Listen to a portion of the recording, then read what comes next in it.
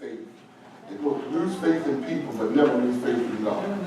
Okay, people will let you down, but God will never let you down. So let's keep our faith in God. And when we look at Mark, we're talking about the woman with the issue of blood and how she pressed through the crowd and how she said to herself, if I can but touch the hem of his garment, I will be made whole. And in fact, that's exactly what happened. She pressed her way through, touched the hem of his garment, her condition dried up, okay?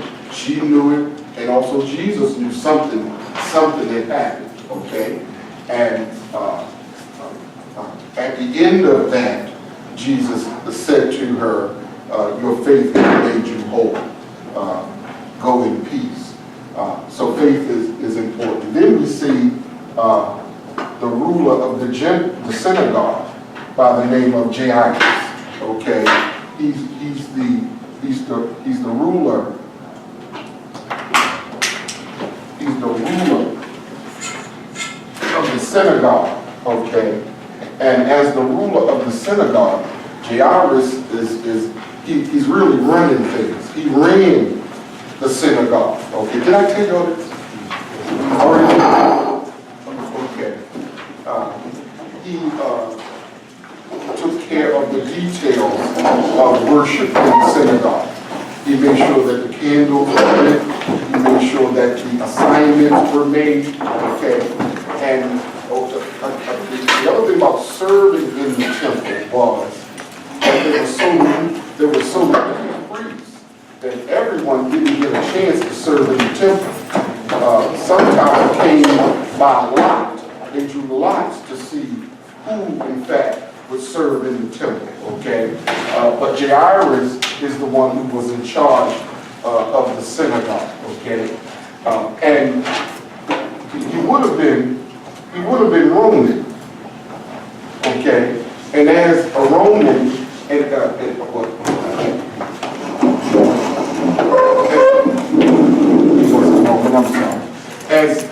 the ruler of the synagogue, he was a Jew, but he would have been antagonistic to Jesus. Because Jesus was teaching stuff that went against some of the people he believed. In fact, some Jews did not think that Jesus was God. Right? So they had a problem with him, especially with him he's breaking these rules. He's a rule breaker. He's healing folk on the Sabbath. Okay? What we talked about, he killing our pigs. Remember we talked about that? He killing our pigs. Okay? And he's hanging with the wrong crowd. He's hanging out with the wine bibbers and the harlots. So this man, we don't really think he is God like he's claiming to be. So they would have been antagonistic to Jesus. But something happens in Jairus' life, and what is that? His daughter is very sick, okay? And when his daughter gets sick, he runs to Jesus, okay? How many know that Jesus knows how to get your attention? Okay, you can run a long time, but God knows exactly what it will take to get your attention, okay? I mean, he knows how to he knows how to bring you to your knees, okay? And I don't mind telling you, I'm glad that I had to run. He ran me back in church. I don't mind telling you. He ran me back in church because I needed some help. I was in trouble. In fact, I told y'all I had a broken heart. That ran me in church. And while I didn't get her back, I still had Jesus. Thank you, Jesus.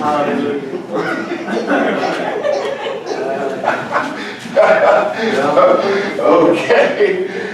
And he knows what it takes. And that's why we ought to thank God that he loves us so much that he knows how to bring us back. Okay? Because sometimes what we have a problem with is zeal. Okay, sometimes we kind of waver in our zeal. And we say we're just kind of skating along, just going through the motions. Okay? But how many know it's different coming to church when you're in trouble? Yeah. Yes. You come to church with a whole different attitude. Okay, when you had trouble in your life. Okay? And a lot of times, it would be nice if we came to the Lord when we were not in trouble. Some of you may have come that way. I mean, some do. Some do, they know that ain't no trouble. I just see my need for a Savior. Okay. Anybody in here, is that your testimony? Robin? Okay. It's not always I got something going on. It's just it's a habit. It's a lifestyle. So it's just like I said, it's just what I do. Yeah. And it would be good. But most of us came to the Lord out of some crisis. I was raised in church. Me too. Raised whenever something. I told y'all Sunday made me go every Sunday. Okay, I had my lips poked out going to church. I'm walking around the corner to get in the car. My friends out there playing baseball and everything, and I'm dressed up in my suit going to church. Lips poked out. I used to come to church. I'd sit in the back. I'd put my head against the wall. I would go to sleep until it was time to go.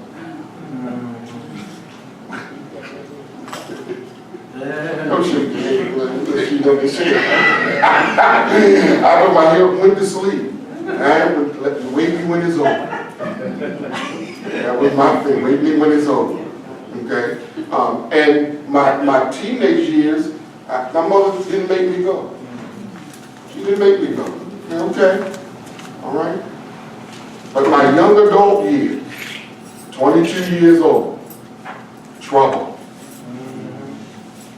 Found my way back to church. Okay. Found my way back to church at 22. 8 years later, I was a pastor. How you like that? 22. About 2 years later, I was teaching Sunday school.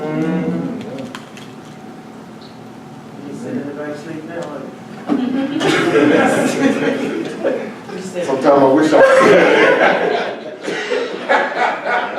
Sometimes I wish I could.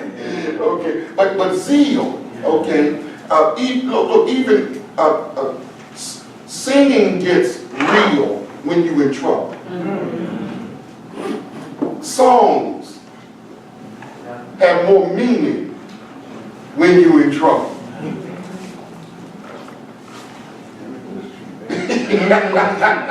Okay.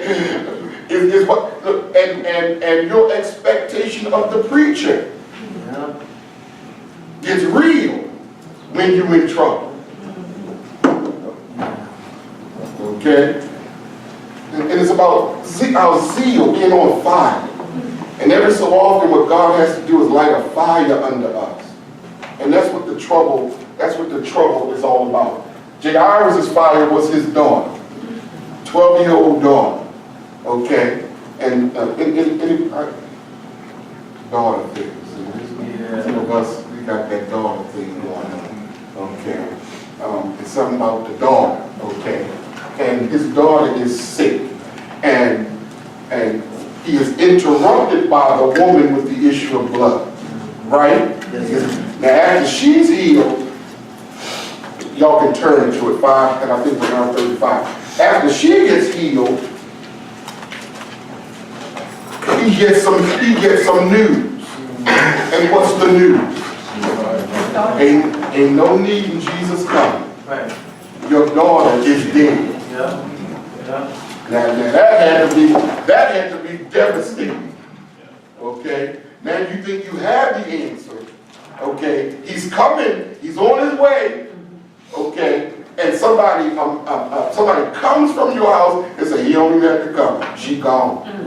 She did. Okay? Now probably if I was Jairus, I would say, if he had spent all that time with that woman, maybe he would have made it to my house in time. That's real. Okay. But when he gets the bad news, Jesus addresses him. And Jesus says what to him? Don't be afraid, only believe. Okay? And we've been talking about faith and belief, and the two are connected. Because in some translations it says, don't be afraid, only have faith. Okay? Because what we need to always remember is that it ain't over until God says it's over.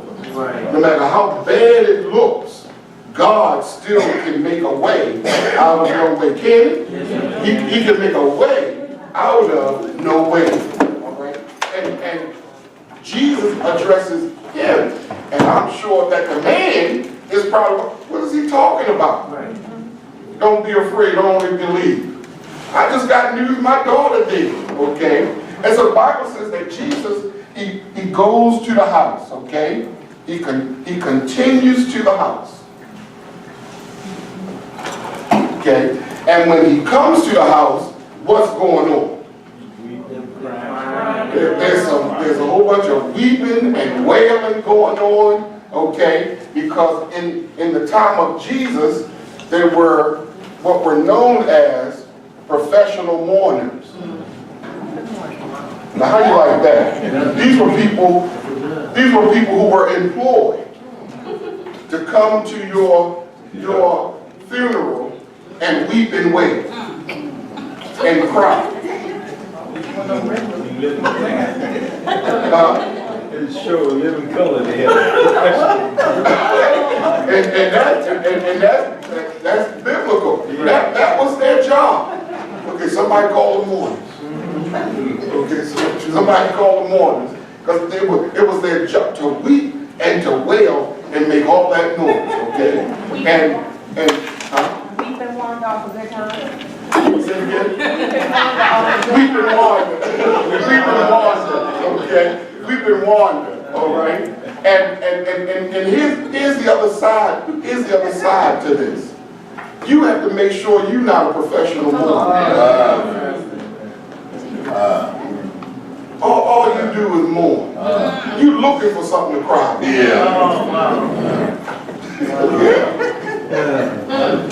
You just looking for something. What we call what I would call professional mourners are people who are I don't want to leave the brothers out. Drama queens. Okay, drama queens or drama kings. You know people like that?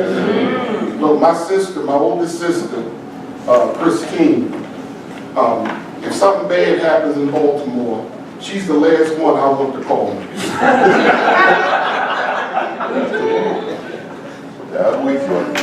She's the last one I want to call me.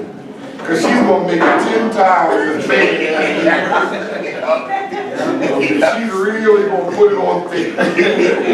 Okay, she's going to have me feeling that I better catch a plane and come. Okay, so that's just her makeup. She's a drama queen. Okay, everything is just overboard. Yeah. Okay.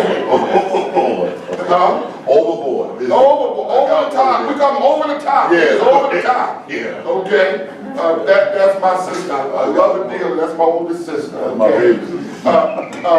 But you know, sometimes, and I think everybody has a drama queen in their face. I think everybody does, really. Okay. Leave me alone. Leave me alone.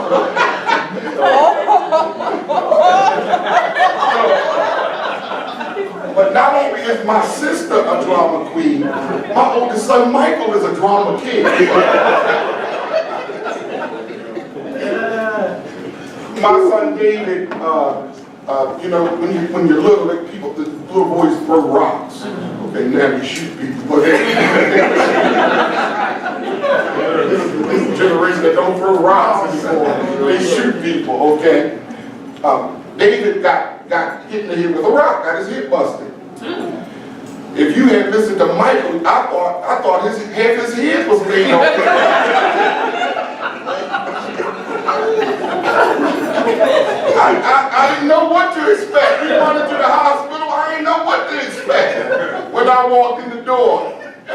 bleeding when I walked in there. Yeah, his head got busted, but it was barely bleeding.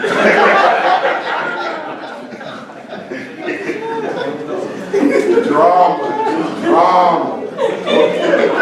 Drama. Gotta be careful with them drama queens. And guess who else is a drama queen?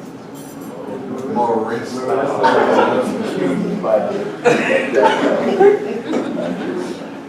The way Marissa goes through stuff, you'll think it's the end of the world. You think the world will end tomorrow, the way she talks sometimes. And she just a drunk. And we have to little just calm down, Marissa. Calm down. Okay, because the worst thing you can have is two drama queens talking together. So you have to have somebody who can talk them off the ledge. You got to talk them off the ledge. Real calm. See, I've learned, I listen to her, and I make sure that I'm just calm. Marissa, it'll be okay. She's crying and everything else. Marissa, it'll be okay. Watch. God will take you through. It'll be okay. Okay? Because the last thing she needs is for me to say, and see, some of y'all hang around with friends, and y'all say the world is coming to an end, and they say, it sure is.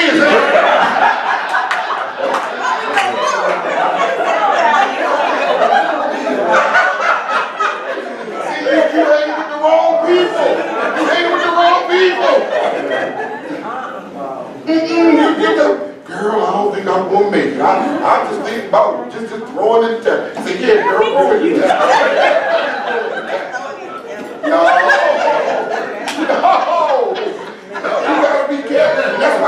That's why you need people in your life when you unhinged. And it's good to know, and some of y'all laughing, but you know you a drama. You laughing, but you know I'm talking. You always need somebody who can talk you down. Calm you down. Nice calm voice that'll calm you down. Okay? Am I telling the truth? Yes. Okay? You somebody like your pastor, when you call him and you want it to be bad. You want it to be bad. You want it to be bad. And see, you don't want to talk to me because you know I'm going to tell you it ain't as bad as you. But you determined it's going to be bad. If you set it up right, Pastor, you'll go with us on that boat. If you set it up right. See that?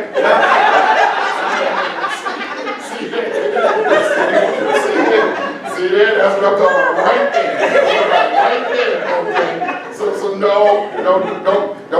Now, I will acknowledge that it's bad, but you know, but I've always learned, those of you who ever talk, those of you who ever come to me, before you leave, I'm trying to encourage you. I'm trying to let you know. It'll be okay. Just hang in there. Okay? And Sunday morning, some of y'all come Sunday morning because y'all need to hear me say, it's going to be all right.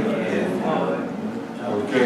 So you need that calm with husbands and wives. Okay? Husbands and wives. The wife can be a drama queen, but that wife needs a husband. You'll say, come on, honey. It'll be okay. Come on. It's going to be all right. We're going to do it. Amen. Okay. And guess who else is a drama queen? Mackenzie. A 2-year-old drama queen. Wow. Mommy, I don't want to go to school this morning. Big tears falling from her face, down her face. I want to go back home. I got to go work, Mackenzie. No, don't go to work. Let's go home.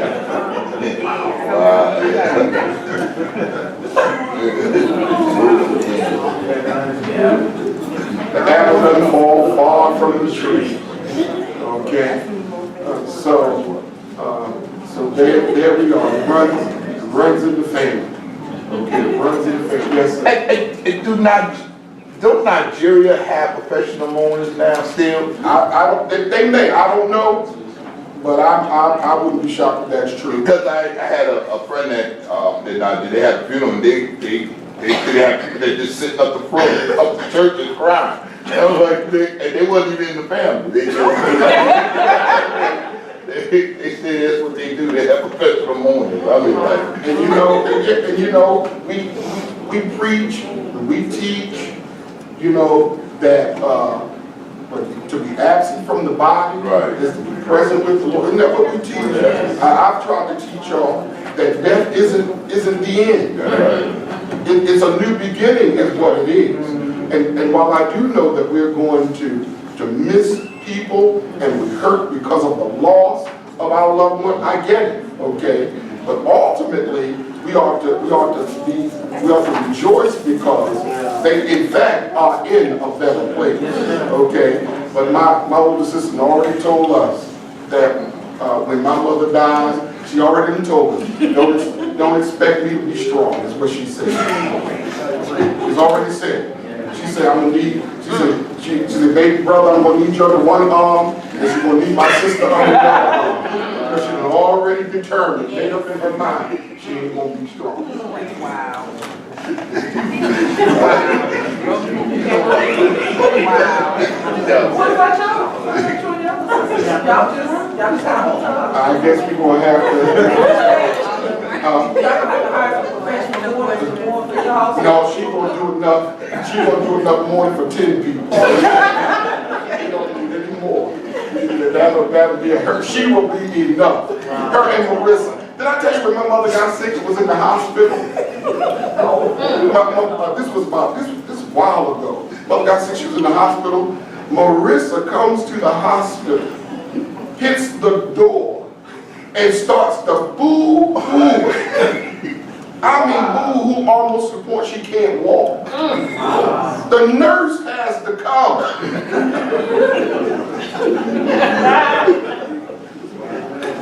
Did it take blood pressure? I don't think the nurse had to come. But baby, your grandmother gonna be all right. But she was a wreck. Bless her heart. Wow. Professional mourner. Okay. The Bible says Jesus goes in the room. Okay. He goes in the house and he says to them what? She's not dead. She's sleeping. Okay. And they laugh at him. Okay. You don't believe it? They laugh at him. And what does he do? Before that. He puts them out. He puts them out. Now here's the other thing. There are some people, when you need a miracle, they can't be around you. They ain't going to help you. They're not going to encourage you in that. And you need to learn how. There's some people, look, I just told you. There's certain people, if I'm going in that room, I'm going in by myself. Because to take my sister and Marissa in there, they gonna make me mad, that's what they gonna do. Okay? But there's some people in your life, they can't be around you. Okay? Because they're not gonna help you. That's right. They're not going to help you go through what you got to go through. Okay? And the Bible says he goes in and listen, he didn't even take all of the disciples. He took Peter, James, and John. Okay? And here he takes Peter, James, and John. Because Jesus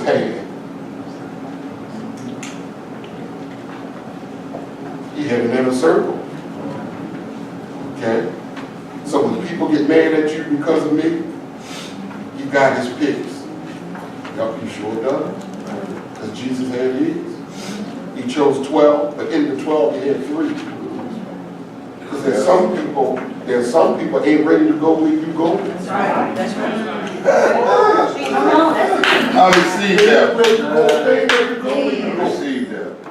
And you have to learn how to leave some people behind. I think I got delivered when I understood everybody ain't going. That's That's right. right. Yeah. Even in Greater Bethel. Everybody don't want to go. And you got to make up your mind, I'm going if I have to go by myself. Okay, so I've learned that. Look, I had Bible study when it was about 5 members. We couldn't even fill up the boardroom. 5 around that table. Okay, and was that challenging? Yeah, because here I am claiming to be the big time teacher, and I can only get 5 members to come to Bible study. But you have to learn. And some people can't go where you're going. When I got saved, I have good friends to this day. Don't hang with them anymore, don't see them, but we were childhood friends, okay? But when I got saved, I had to leave. I tried to hang with them a little while longer. But then it came the time I had to cut them loose. God was taking me in another direction. And I had to leave them behind. Still loved them, still cared about them, just had a childhood friend, just died. His funeral was Monday, okay? Grew up with them, okay? But I had to go in another direction. When I got saved, I was in church. They were still playing ball, drinking beer. But I had to learn, I've always learned to be by myself. I told y'all that before. I learned early, be comfortable by yourself. Okay? I've learned everybody don't want to go. And you have to learn how to leave them behind when God has his hand on you. Okay? He takes Peter, James, and John. Where else do they go? The Mount of Transfiguration. There's some things that God wants to show you and show them, but he can't show everybody. That's right. You know, the genius of our church is that you do have a steward board. Right. And the discipline say the stewards are not voted in, but appointed by the pastor. Yes, sir. Can you see people voting in the leaders of the church to hold my arms up who don't like me? Because you know they would. Come on, tell us what they saying in them meetings. What they talking about in them meetings. No, but you surround yourself around people who are spiritual, who love God, right? And who wants the church to move forward. Everybody doesn't want to go. Okay? Mount Transfiguration is another place he went to that he took them. The Garden of Gethsemane. Which university? No, I was sent to his mother's house, but Whose mom's? Jesus' mother's house. I don't remember that. But if you show it to me, I'll change my mind. You could be right, I'm just saying I don't remember. But I know the Garden of Gethsemane, okay, that the 3 went a little further than the 9, okay? Everybody can't go. Inner circle. You should have an inner circle. Look, you let people talk about you all they want. But there's some people you need to talk to, some real talk to. That'll be your inner circle, okay? And hopefully they're in church and they love the Lord. Okay? Now, can you have an inner circle with somebody who's not saved yet? Because you know what I've learned? That sometimes somebody who's not saved is more honest than saved folk. We nice. We nice. We nice. Okay? The preacher preach, and everybody said, wasn't that good? And you know it wasn't good.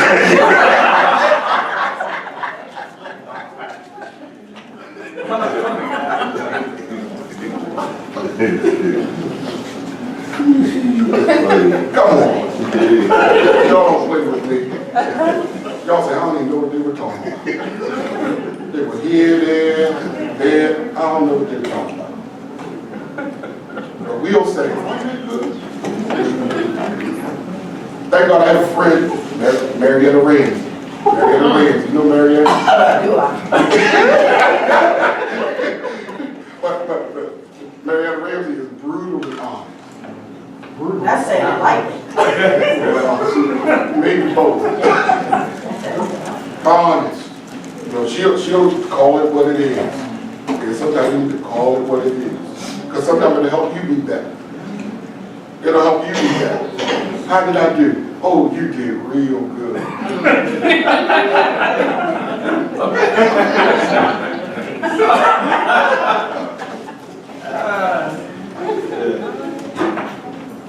He took Peter, James, and John. He also took the mother and the father in the room. Okay? He speaks to the girl and tells the girl to arise. And what happens? The dead girl comes back to life, right? And then he tells them to do what? Get her something to eat. And she's 12 years old. All right? So no matter what you're going through, and here is this. No matter what you're going through, it ain't over until God says it's over. You keep praying. You know, that's why I have altar call every Sunday. And I don't care what people say. I have altar call every Sunday. And you come to the altar until you get your breakthrough. You let people talk about you all they want. Say, I'm going to do what I need to do. And I'm not going to stop until I get my breakthrough. I'm going to keep coming to this altar. I'm going to let you talk about me, but I'm going to keep right on coming because I'm looking for a miracle. Do y'all hear that? That's why I'm here every Sunday. And some of y'all come every Sunday. And don't worry about what people, don't worry about who don't come. Right. You come. And you let God bless you. Okay? Because a lot of times coming to the altar is, again, it's a matter of faith. My walking to the altar is showing faith in God. Okay? Y'all got it? Any questions about any of that? Okay? I have not necessarily a question, but I guess more of a testimony. Not really sort of. You're talking about the inner circle and honesty, right? Yeah. I think a lot of times we say we want these inner circles, and I know I dealt with it too, and then when you get somebody in your inner circle and they really are honest with you, can you handle that honesty? Well, that's true. You know, and then people, That's true. and all of a sudden they being honest, but wait a minute, they don't like you. No, it's not that they didn't like you. They were trying to be helpful. They're trying to help you. You know, but a lot of people don't want that. They want the yes man. Okay, go ahead, girl. But they know you weren't doing right. They weren't helping you at all. You know, so you got to be real with yourself and be able to accept that. Yeah, they're going to get you fired. Mm-hmm. you breaking bad on the supervisor, and they're going to help you break bad. They're going to get you fired. You need somebody to say, girl, you crazy. Why you talking to that supervisor? Out of your mind. So you need somebody to really bring you back down to earth. Okay? So you know, sometimes, you know, those of you who have ever talked to me very nicely, I try to let you know you ought not have done that. You can't do that. Okay? Any other, but that's good. You can't handle the truth. And to thine own self you truth. Don't lie to yourself. Don't lie to yourself. You know, that's why every time I don't pay y'all no attention. That was good, Pastor.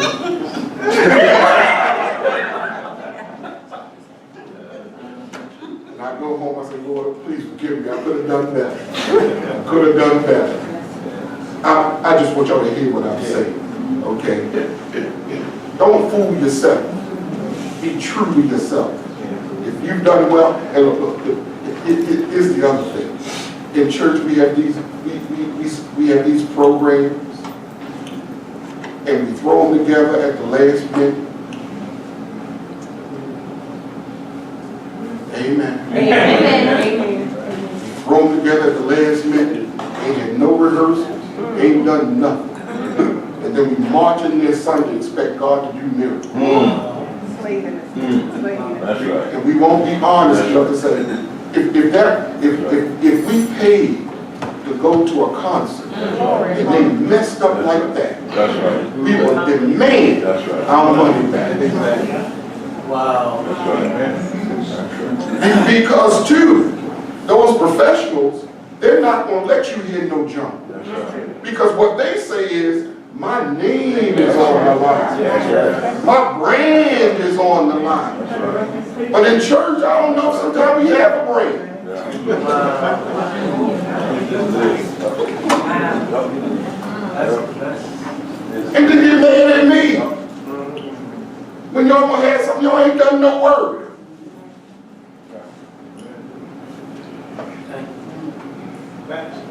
Yes, sir. It goes on to say that he gave them strict orders not to tell about him bringing the child back to life. Mm-hmm. Is he still holding out in fear of? Usually he would say that because he didn't want it known who he was. He still tried to hide his real identity for the most part.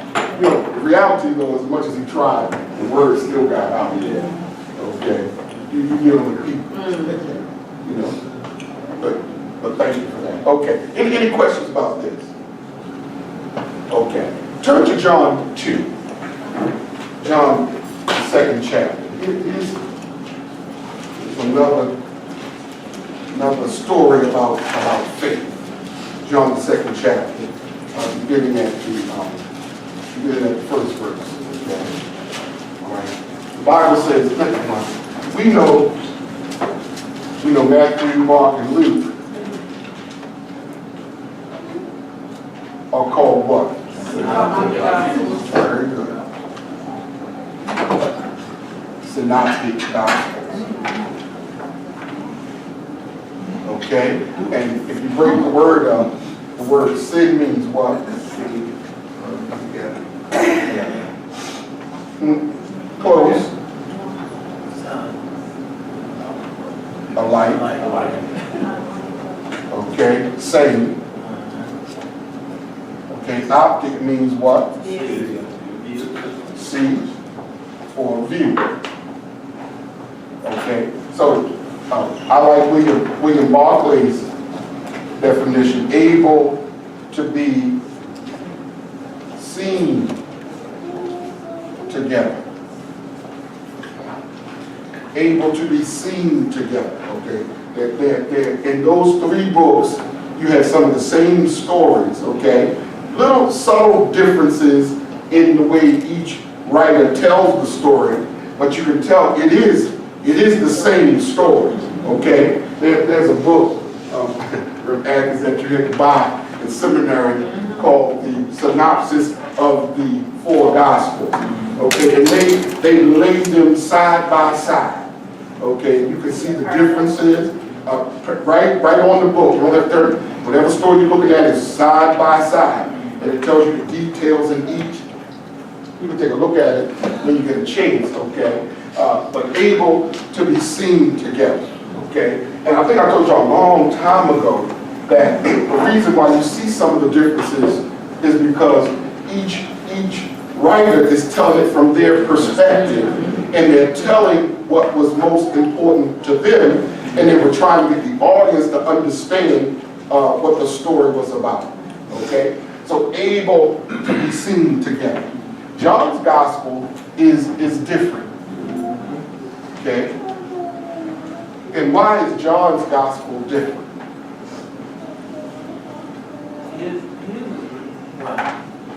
I know it said his is written to so that people would know that Jesus was who they said he was. And who's that? He is the Savior. He is the Son of God. He's God. He's God. Okay, right. John deals with the deity of Christ. Christ being God. Okay? In fact, for John, every miracle that Jesus did was God working the miracle. Okay? And John was writing to refute something called Gnosticism. That's right. That's right. Huh? God is him. Yeah, that's right. Gnosticism? Thank you. Gnosticism, okay? The Gnostics taught that flesh was evil. And Jesus couldn't have been God because he was in the flesh. Right. Okay? That would cause a problem, right? Because we know that Jesus was in the flesh, right? And that was what the Gnostics taught that really tried to say that Jesus was not God. But we know that Jesus was 100% God, and he was what? 100%, not 50-50, 100% God, and 100% man was Jesus, okay? Also in John's gospel, you see this a lot. Well, not a lot, but you see that I am. Okay? There are different I ams that you see. What are some of them? I am what? The bread of life. What else? I am the true vine. I am the voice of the one crying in the wilderness. Okay, I am the voice. Okay, what else? I am the door. I am the good shepherd. I am the way, truth, and the life. I am the resurrection. Okay, you see that. Okay, now where else? Where did we first see that though? I am that I am. We see it with Moses, and Moses asking, telling God, well, you told me to go, but when I go, who do I say sent me? And God says what? I am that I am. So John was really strategic in talking about I am, because for the Jewish people who read the Old Testament, okay, or was told to them, when he would say these I ams, that should have struck a chord. Do y'all see what I'm saying? The I am to Moses, and here's Jesus in the New Testament saying, I am. Okay? All of these can be good sermons. Okay, all of those can be good sermons, okay? Turn to St. John 1:1. And whoever finds it, you can read. In the beginning was the Word, and the Word was God, and the Word was with God. In the beginning was the Word was what? With God. With God, and the Word was God. That's how John, notice John doesn't talk about no history, no genealogy, okay? He dives right into it. In the beginning was the Word. The Word was with God, and the Word was God. Dealing with the deity of Jesus Christ, okay? The Jehovah's Witness don't believe that Jesus was God.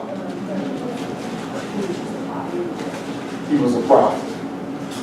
He's just a prophet. We believe that he was more. Their Bible don't read like your Bible. Okay? Their Bible reads a little different than our Bible. Okay? But John deals with the deity of Jesus Christ. In the second chapter, we see that Jesus is invited to a wedding. Okay?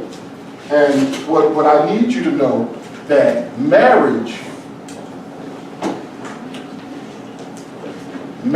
is God's institution. Marriage is not man-made. Marriage was created, ordained, Yes. given by God. Okay? Just want y'all to know that, all right? In the world we live in now, that's being challenged. Okay? Isn't it? Amen. That's coming under a lot of attack. Okay? But as your pastor, I need you to know that God created marriage. He created Adam. Then he created Eve. And after he created Eve, he presented Eve to Adam. Okay? And when Adam saw Eve, Adam said,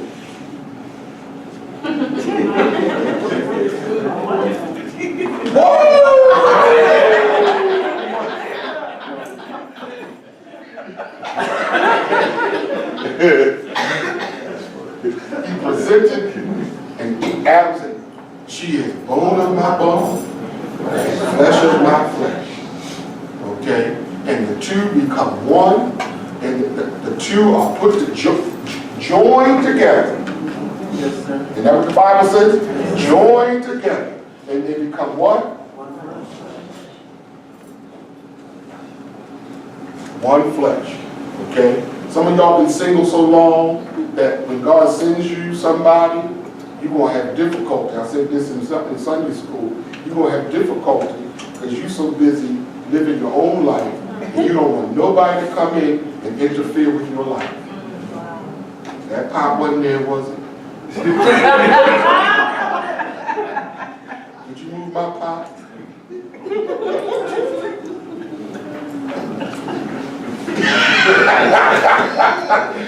Y'all hear what I'm saying? You so used to doing it your way. And here come you praying for somebody. And God sends somebody. And now they come in and you want it your way. And your way only. You can't compromise. See,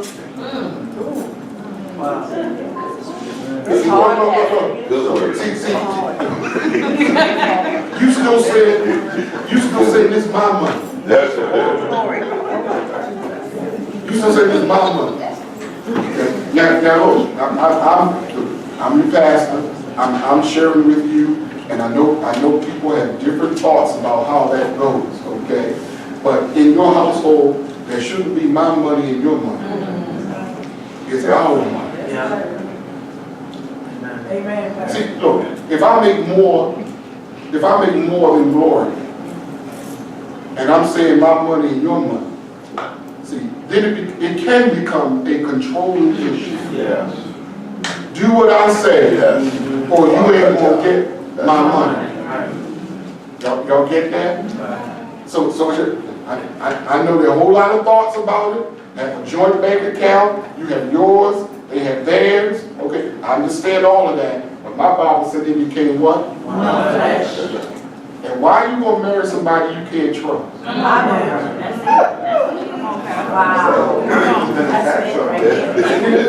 Huh? Because it's been attacked so much, people have the fear of the result of the attack. Now, when you say attack, what you mean? Like, the institution is being attacked. Like, It is. It really is. The fear, well, I'll speak for my age bracket. The millennials. But there's the resulting actions of those attacks potentially can kind of keep you locked up in fear. So that's where the thought process of now you can't really free yourself and open yourself to power. Yes, you're absolutely correct. You're absolutely correct. And it is that thought, the millennials have this thought, is about me. I don't mind telling, I don't mind. Y'all talk about me after Bible study.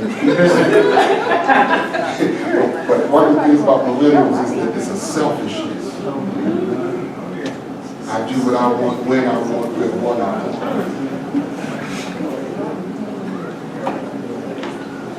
Y'all okay over here? What's going on over here? Y'all need intervention over here? Yes, ma'am. Yeah, here we go. Here we go. Break it. Here we go. I don't know. I mean, I understand what you're saying. But But I think part of it is also security. Because that you may have been through so much yeah, and seen things that Absolutely. marriages not make it. absolutely. That the whole Absolutely. mine, yours, and ours. Yeah. If somebody walks out the door, I'm not begging the other person to make sure I'm taken care of. Yeah. I'm taking care of myself. I get it. I do. I get it. Okay. I also don't think it's healthy to have a parachute mentality.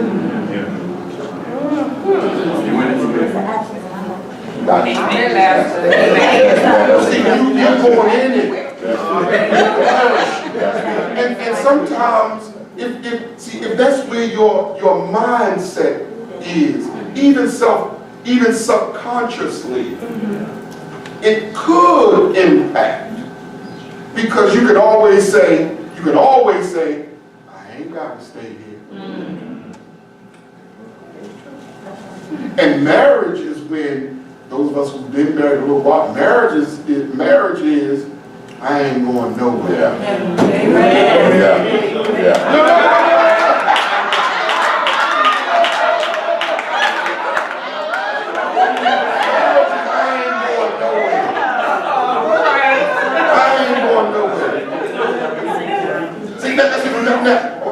Abuse, get out of it. That's right. Like, I would never tell you stay in abuse. I get out of that. Any kind of abuse, get out of it. Okay. But outside of abuse, and some of our experiences are self-inflicted.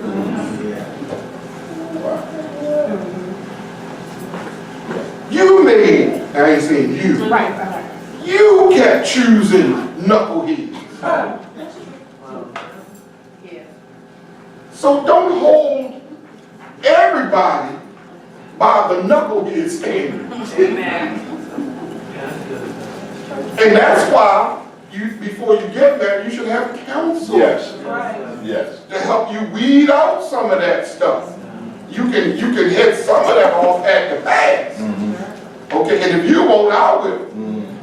Because what I say to people when you walk in the office, I reserve to talk about anything I want to. That's right. Nothing is off limits. And the number one reason people get divorced is not infidelity. It's money. Number one reason is money. Because some of us know when the money ain't right, nothing's right.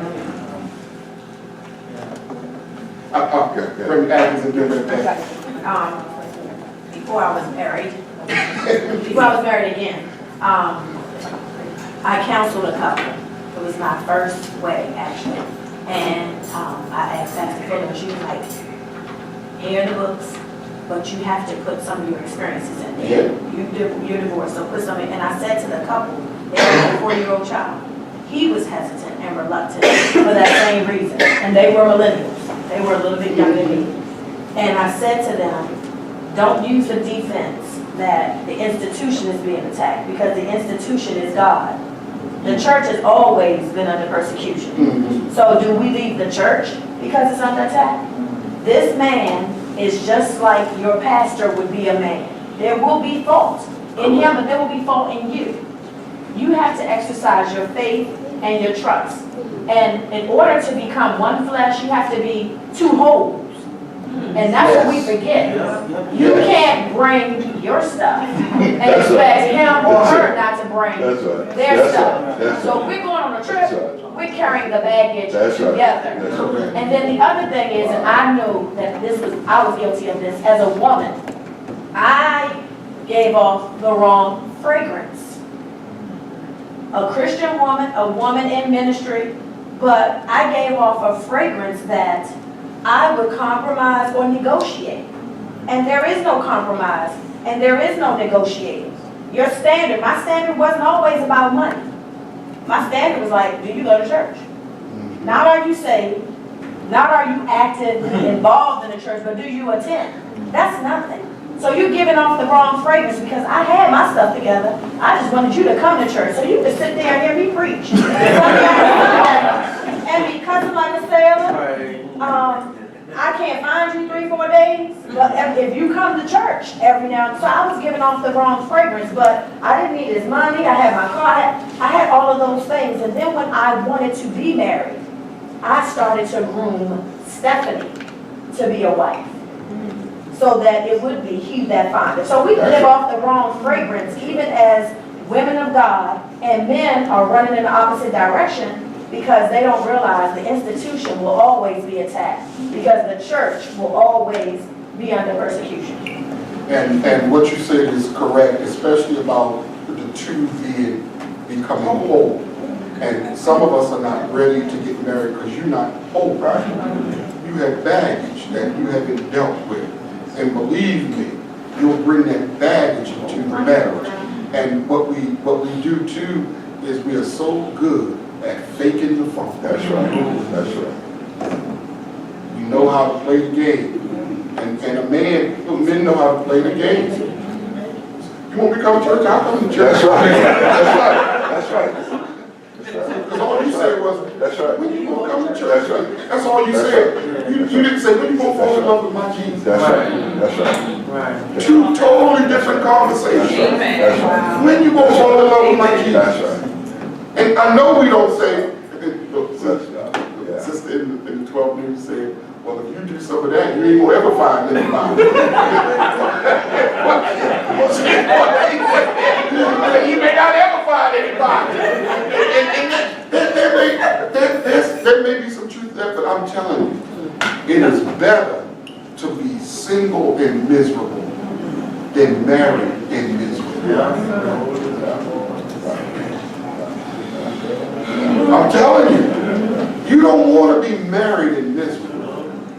And you owe it to yourself. And so while you're single, here it is, while you're single now, you need to be getting you together.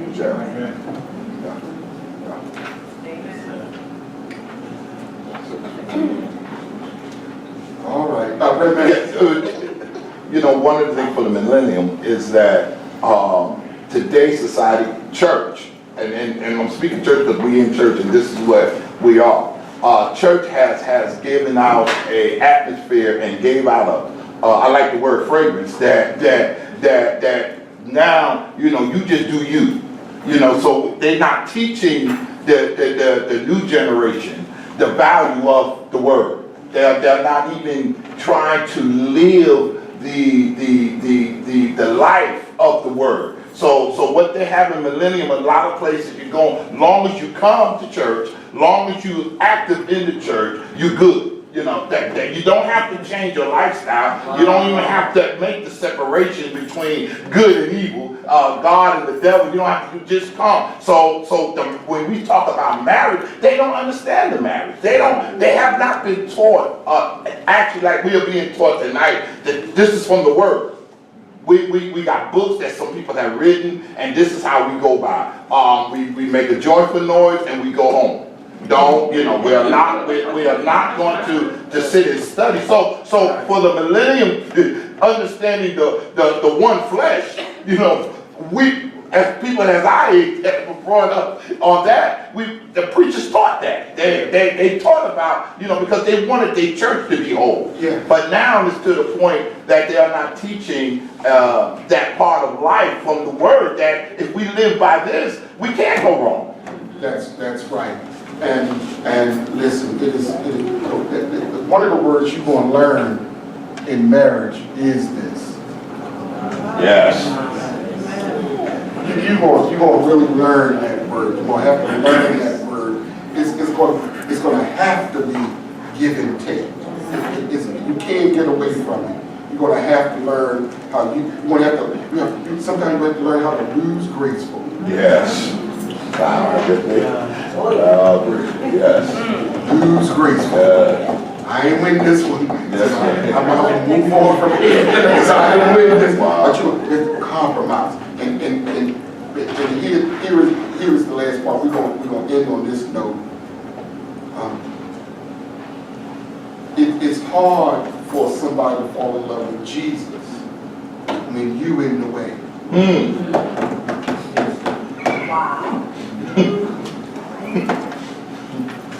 How is it you can give them all the benefits of a wife? Come on, Pastor. And then wonder why they won't be married? Well, why should they? They got the benefits. You cooking? Ironing? I don't even know who. Somebody told me they run their bath water. I mean, they just and you wonder why they fall in love with Jesus, but they don't have to be in love with you, Jesus, because they have you. So if you if you want them, then you're gonna have to find the strength and the courage to say no. You can't move in. I ain't loaning you no money. Can't stay tonight.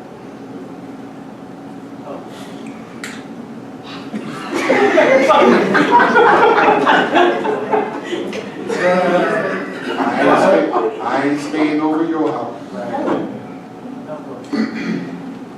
Because my goal isn't, your goal isn't a bed partner. Your goal is a husband. Y'all care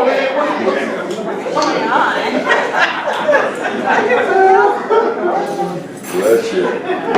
Bless you. This is, Amen. this is just food for thought. That's right. As your pastor, I should tell you the truth. That's right. That's all I'm trying to do. That's right. You grown. That's right. You can do what you want. Yes. Okay? But some of us know that some of this has been tried and tested. If a man really wants to marry you, he gonna marry you. He ain't going to beg and plead. No.